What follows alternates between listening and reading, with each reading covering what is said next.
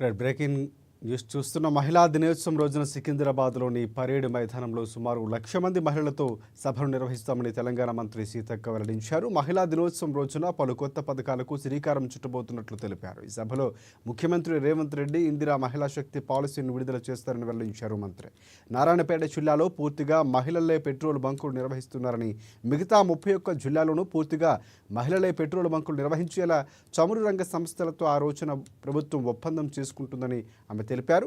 మహిళా సంఘాల కోసం 32 జిల్లాల్లో 64 మెగావాట్ల సోలార్ విద్యుత్ ప్లాంట్లను ముఖ్యమంత్రి వర్చువల్గా ప్రారంభిస్తారని తెలిపారు మంత్రి సీతక్క.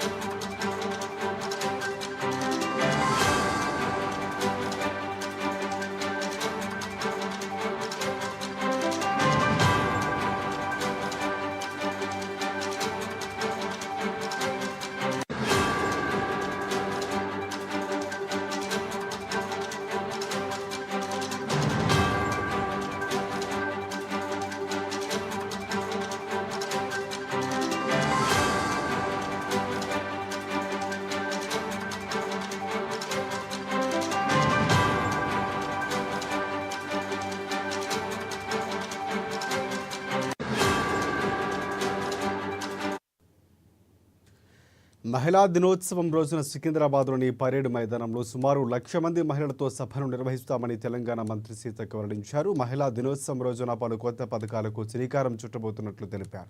ఈ సభలో ముఖ్యమంత్రి రేవంత్ రెడ్డి ఇందిరా మహిళా శక్తి పాలసీని విడుదల చేస్తారని వెల్లడించారు.